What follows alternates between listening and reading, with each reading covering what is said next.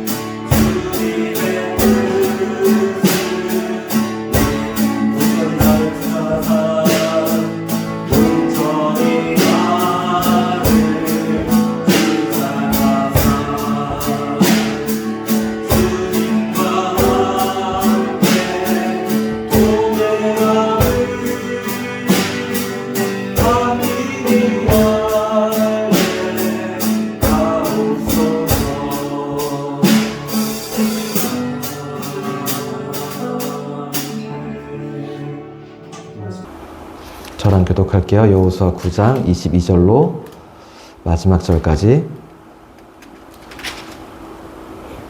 교독하겠습니다. 여호수아가 그들을 불러다가 말하여 이르되 너희가 우리 가운데 거주하면서 어찌하여 심히 먼 곳에서 왔다고 하여 우리를 속였느냐. 그러므로 너희가 저주를 받나니 너희가 들을 이어 종이 되어 다 너희 하나님의 집을 위하여 나무를 베며 돌을 빚는 자가 되리라 하니. 그들이 여호수아에게 대답하여 이르되 당신의 하나님 여호와께서 그의 종 모세에게 명령하사 이 땅을 다 당신들에게 주고 이 땅의 모든 주민을 당신들 앞에서 멸하라 하신 것이 당신의 종들에게 분명히 들리므로 당신들로 말미암아 우리의 목숨을 잃을까 심히 두려워하여 이같이 하였나이다. 보소서 이제 우리가 당신의 손에 있으니 당신의 의향이 좋고 옳은 대로 우리에게 행하소서 한지라. 여호수아가 곧 그대로 그들에게 행하여 그들을 이스라엘 자손의 손에서 건져서 죽이지 못하게 하니라. 그날에 여호수아가 그들을 여호와께서 택하신 곳에서 회중을 위하여 여호와의 제단을 위하여 나무를 베서 물을 깃는 자들로 삼았더니 오늘까지 이르니라. 아멘. 아멘. 여호수아와 족장들 앞에 허름한 옷을 입은 사람들이 찾아왔습니다. 그들은 헤어진 옷과 신발을 하고 있었는데 아주 먼 지방에서부터 왔다고 말했습니다. 그들이 보여준 떡에는 곰팡이가 피었고 포도주를 담은 가죽 부대는 낡아서 헤어지려고 했습니다. 그들이 집을 떠날 때 따끈따끈한 떡을 들고 나왔는데 여행이 길어지면서 떡에 곰팡이가 피었다라고 했습니다. 그들이 여호수아에게 말했습니다. 종들은 하나님의 명성을 듣고서 아주 먼 곳에서 왔습니다. 주님께서 이집트에서 행하신 일들을 우리가 이미 들었고 요단강 동쪽에 아모리 왕 시온과 바산 왕 옥에게 하신 일도 알고 있습니다. 우리는 기브온 사람들이 온데 여러분이 우리와 평화의 조약을 맺어주시면 우리는 기꺼이 종이 될 각오가 되어 있습니다. 그들은 평화의 조약을 맺고자 멀리서 왔다고 했지만 그 말은 사실이 아니었습니다. 그들은 가나안 7족속 중에 하나인 히위 족속 사람들이었습니다. 길갈에서 불과 사흘길 떨어진 곳 기브온이라고 하는 곳에 사는 주민들이었습니다. 이들은 이스라엘의 여리고와 아이성에서 행한 일들을 듣고서 여호수아를 속이려고 작정하고 찾아왔습니다. 마치 먼 곳에서 온 것처럼 꾸미고 이스라엘과 평화 조약을 맺으려 했습니다.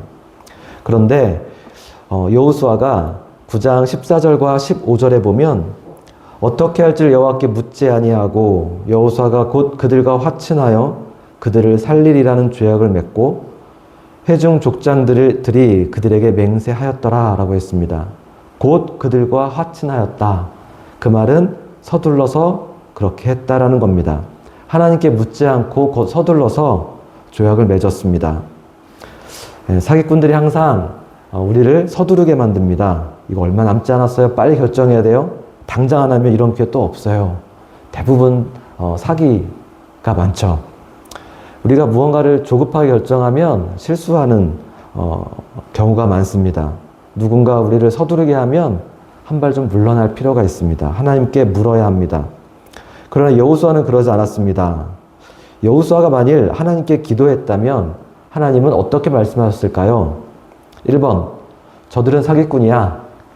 히위 족속이잖아. 내가 가나안 족속은 다 멸하라고 했지? 그냥 쓸어버려 라고 하셨을까요?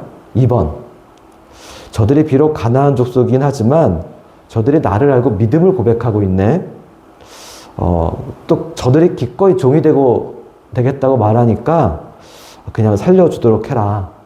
1번일까요? 2번일까요? 1번은 죽인다. 2번은 살린다. 하나님의 응답은 둘 중에 하나였을 겁니다. 마이클 샌들슨 정의란 무엇인가 라는 책에 보면 어떤 선택을 할 것인가에 대한 한 가지 질문이 나옵니다.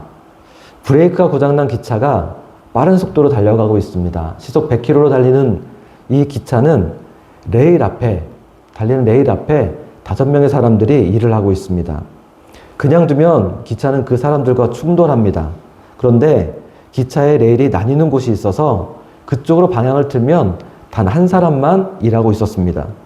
당신이 기관사라면 이럴 때 어떻게 하겠습니까? 라는 질문입니다. 1번, 기차를 그냥 직진하게 놔둔다. 2번, 핸들을 돌려서 한 명만 죽게 한다. 이런 상황에서 무엇이 옳은 것인가? 무엇이 더 나은 결정인가? 라는 것을 생각해 보라는 것이죠. 대다수의 사람들은 핸들을 꺾어서 한 사람만 희생한다 라고 대답합니다. 대략 90%의 사람들이 그렇게 하겠다라고 말했습니다. 다수의 선택이니까 그것이 바른 것일까요? 이처럼 다수의 이익을 따르는 것을 공리주의라고 보통 말합니다. 그러나 10%의 사람들은 그것에 반대합니다. 혹시 5명의 사람들 중에도 아주 악한 사람이 있을 수 있고 반대로 단 한 명이라 할지라도 많은 사람들을 이롭게 할 사람인지 누가 아느냐? 이처럼 우리가 모든 것을 알 수는 없으니 기차를 그냥 달리도록 두는 것이 좋다라고 했습니다.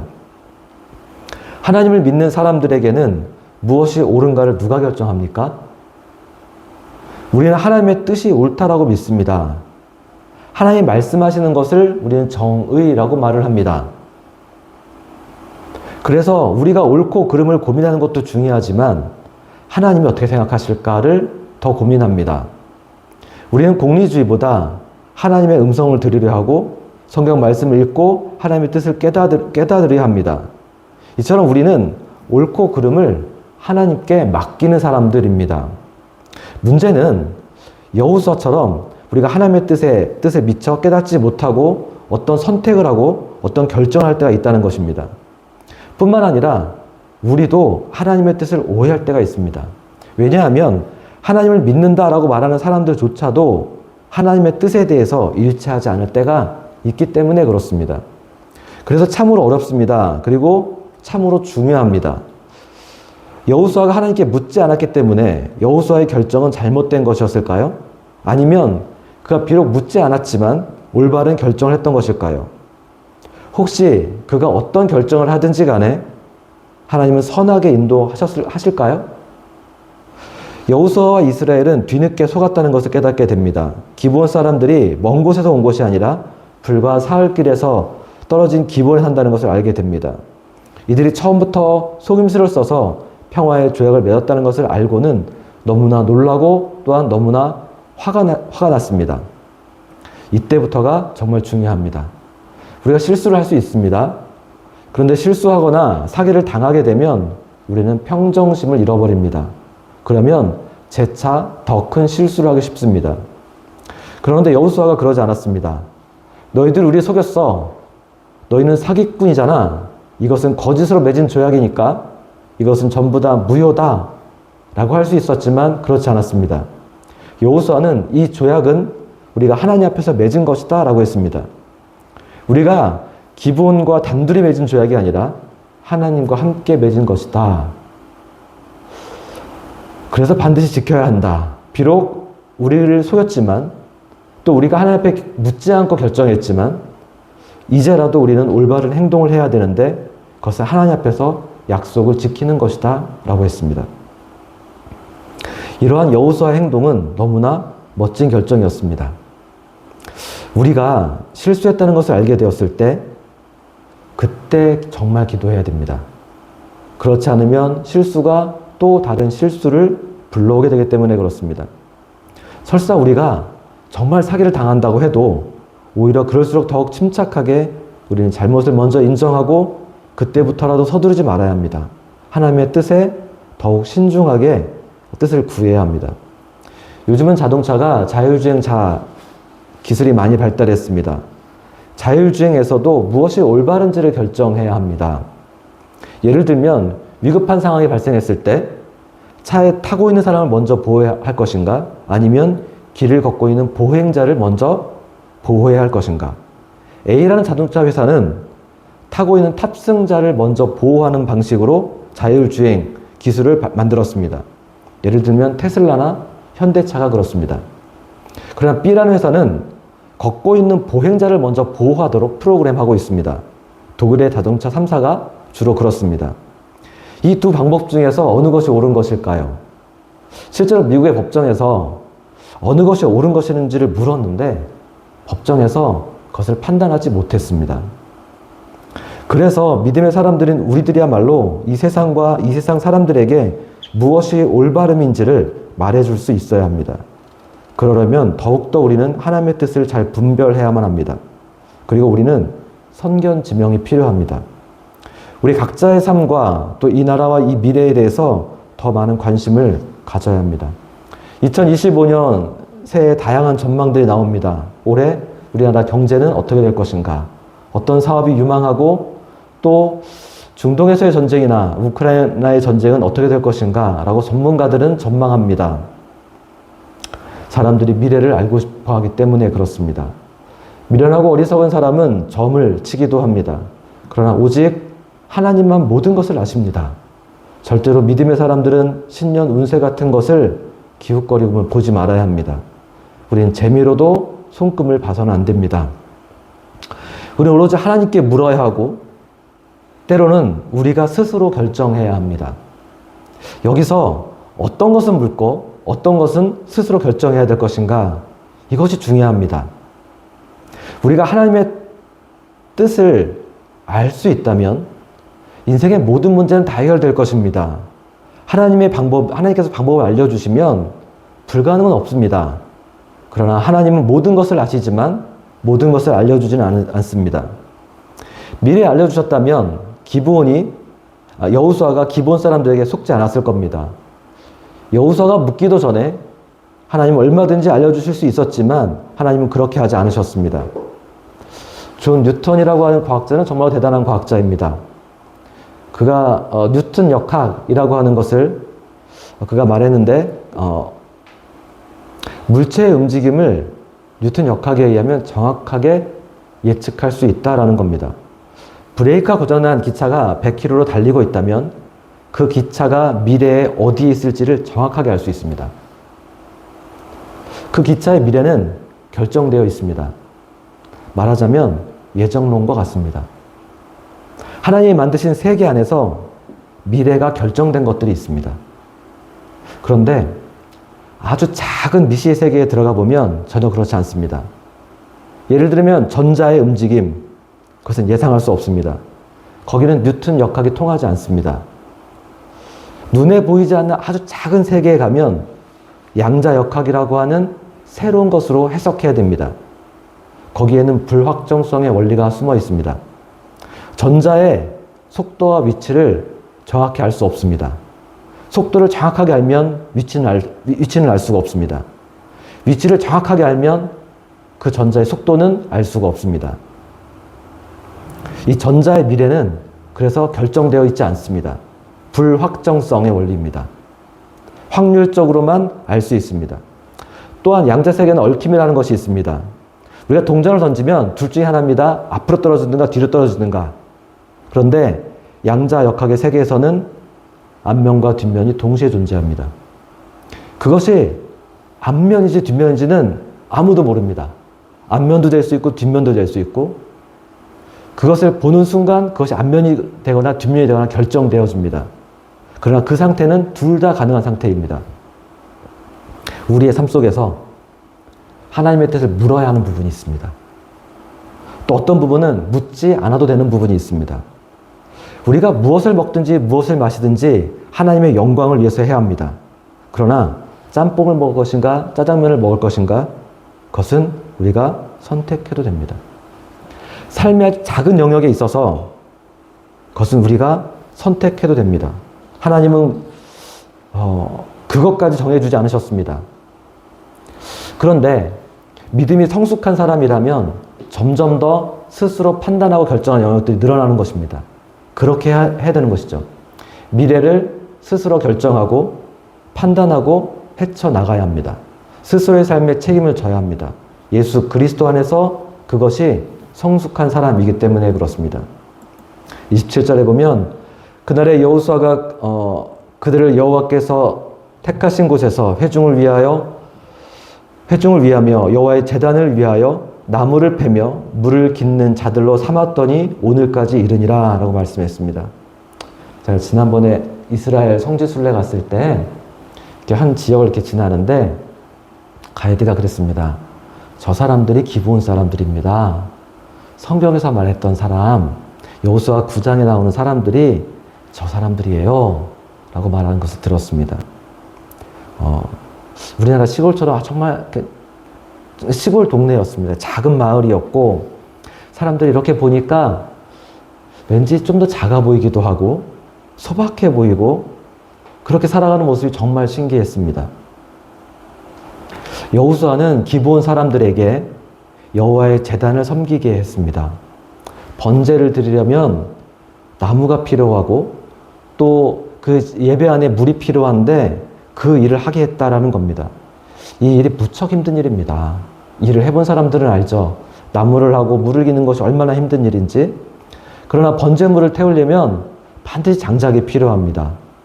누군가 그 힘든 일을 해야 되는데, 그래야 사람들이 하나님 앞에 나와 예배 드리는데 그 힘든 일을 하게 하는 것. 그리고 물이 필요합니다. 물두멍에다가 물을 채워 놓으면 예배하는 사람들이 그 물을 가지고, 제사장이 그 물을 가지고 손과 몸을 씻었습니다. 이처럼 장작과 물은 예배에 없어서는 안 되는 부분입니다. 기브온 사람들은 그 일들을 감당하는 사람이 되었다라는 것입니다.